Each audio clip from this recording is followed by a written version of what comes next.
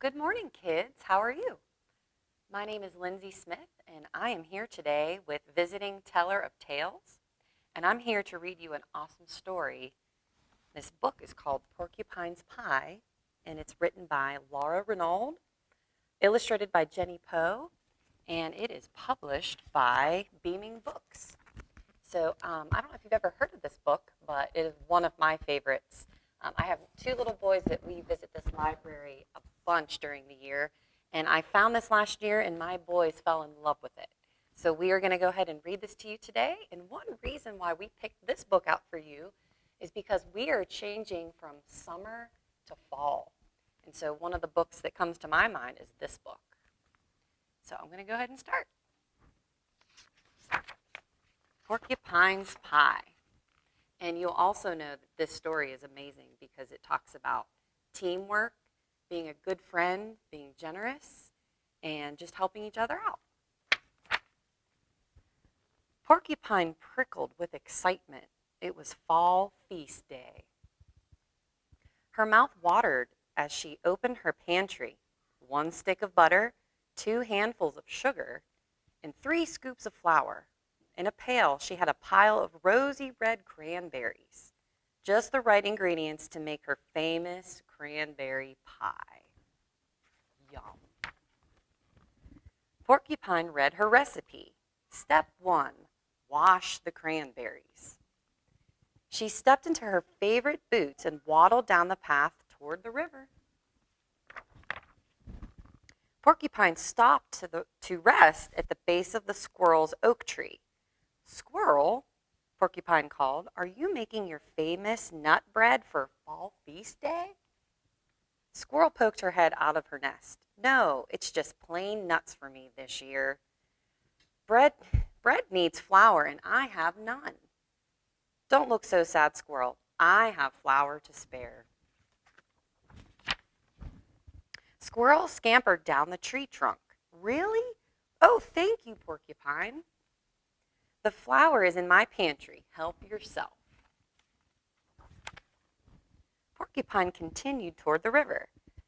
When she waddled by Bear's cave, she called, Bear, are you making your famous honey cake for the fall feast day? Bear lifted his nose from a book. No, it's just plain honey for me this year. Cakes need butter, and I have none. Butter, you say? How much do you need? Only half a stick. I have butter back in my den. Help yourself. Bear dropped his book and nearly gave Porcupine a hug. Thank you, Porcupine. As Porcupine neared the river, Doe's thicket came into view. Doe, Porcupine called, are you making your famous apple tart for fall feast day? Doe graciously stepped out onto the trail. No, it's just plain apples for me this year. Tarts need sugar, and I have none. I'd be happy to lend you some sugar. Help yourself. Doe's bright eyes widened. Porcupine, thank you. You have made this a very special fall feast day. At the river, finally, Porcupine looked inside her pail. Oh no, she gasped. Her pail was empty. Oh no, what are we going to do? Oh, what are they doing? I see little berries on the ground from where she walked, and I see her friends looking around. Knock, knock, knock. Porcupine, are you making your famous cranberry pie for fall feast day? No, Porcupine answered. It's just plain pie crust for me this year. I lost my cranberries, and now I have none. She opened the door. Doe, Squirrel, and Bear had their famous culinary creations in one hand and an offering in the other.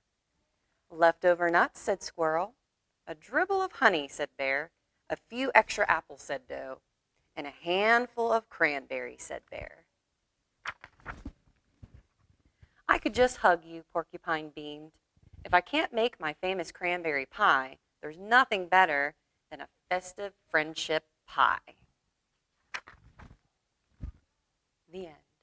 An I don't know about you, but I am all of a sudden hungry for some cranberry pie. So the cool thing about this book is, at the very end on the last page, they give you a recipe that you can make in your own house. So I don't know what you like to make at your house. I know at my house we like to make chocolate chip cookies and apple pie. And now I think we might try this one, and I think you should too. I hope you enjoyed the book, and I hope you have a great, great week. Thanks.